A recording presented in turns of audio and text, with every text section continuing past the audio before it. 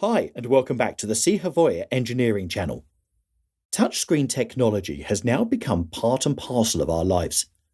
We barely focus on the working of it while scrolling through Instagram or Facebook on our screens.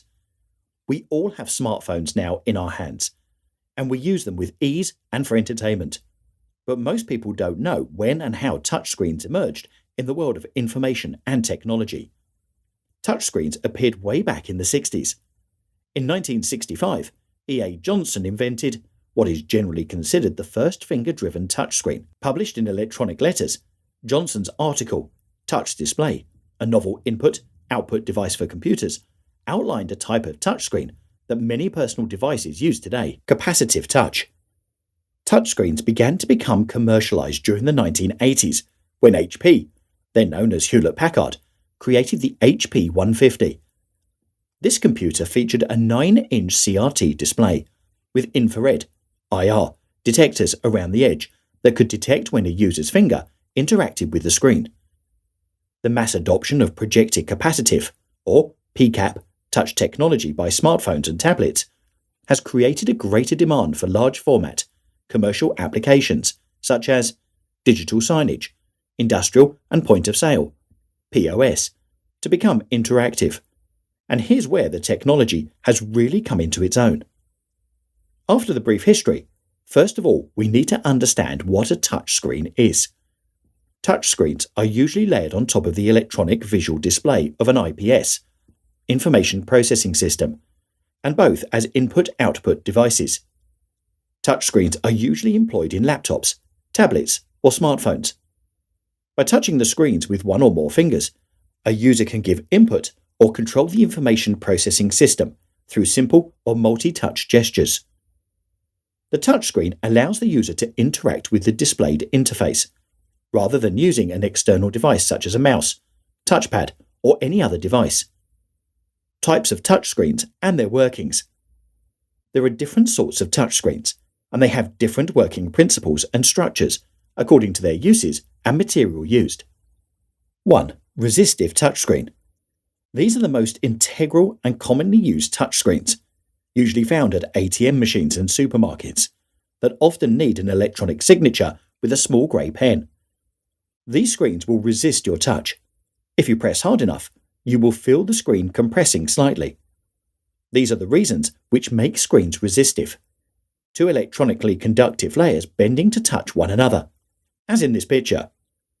One of those thin yellow layers is consistent, and the other is conductive, distanced by a gap of tiny dots called spacers to keep the two layers at a distance until you touch it. A thin, blue layer which is scratch resistant rests on top and completes the package. An electrical current flows mainly through the yellow layers, but when your fingers touch the screen, both of them are pressed together, and the electrical current changes right at the point of contact. The software identifies a change in the current at these points and carries out the function that communicates with that spot.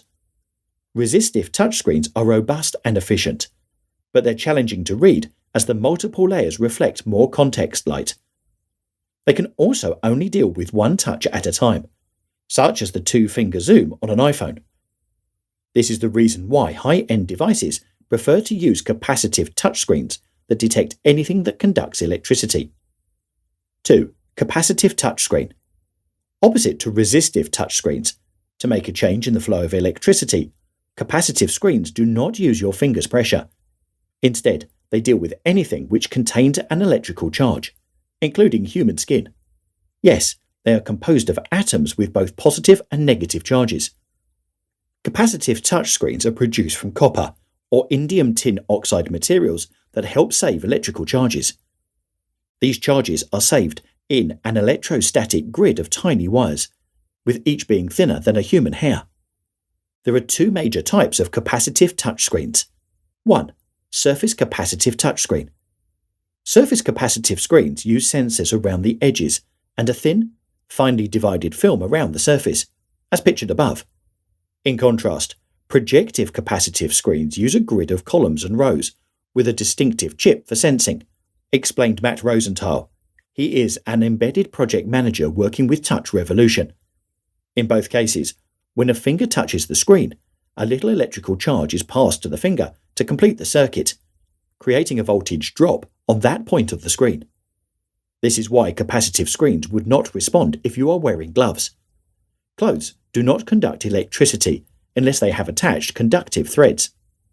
The software deals with the location of this voltage drop and orders the evolving action. 2. Projected capacitive touchscreen. The process of projected capacitive touchscreen much resembles regular capacitive touchscreens. Still, they possess two significant benefits over normal capacitive touchscreens. They are receptive to surgical gloves or thin cotton gloves, and they create multi-touch features possible. Multi-touch relates to when two fingers at the same time activate the touchscreen. A PCT, projected capacitive touchscreen, is comprised of a glass sheet with embedded transparent electrode films. These, along with an IC chip, will develop a 3D electrostatic field. A difference in the electrical currents is noted when a finger touches the screen. A touch point is then noted. Projected capacitive touchscreens are being used more and more in different industries and are generally taken over regular capacitive touchscreens because of their period. 3. Surface Acoustic Wave SAW. A surface acoustic wave SAW touchscreen works a little less than resistive and capacitive touchscreens. SAW touchscreens use transducers mounted on the corner of a glass panel. The transducers create a concealed grid of ultrasonic waves on the surface, received by sensors. Hence the name, surface acoustic wave. When a person touches the screen, some of this wave is captivated. The receivers find out the touch point and send this information to the computer. SAW touchscreens can be run using a finger, a gloved hand, or even a stylus. They are straightforward while using and feature extensive visibility. Besides, boasting increased optical clarity and prolonged touch life. They have some disadvantages, such as that they cannot be activated with hard objects, pens, credit cards, or fingernails. Wrong-way touches are also a risk, especially by water droplets, while solid contaminants on the screen can create non-touch areas until the dust or dirt is cleaned out. 4. Infrared touchscreens. Other than other technologies, infrared touchscreens do not overlay the screen with an extra layer.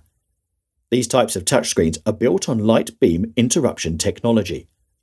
An infrared touchscreen makes use of infrared emitters and receivers while creating a transparent grid of infrared light beams all across the screen.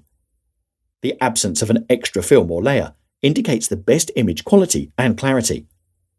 When an object interrupts the light beams, a sensor detects the touch of the user.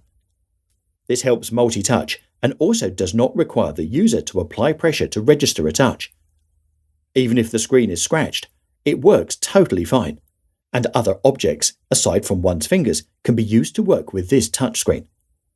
The warning to this technology is that sunlight can sometimes affect its functionality. Okay guys, that's it for this video. If you have any questions, please leave them for me in the comments section below. Don't forget to subscribe, like and share this video, plus watch the rest of my videos from my YouTube channel. Please consider to support me on Patreon. Thanks very much. See you on the next video.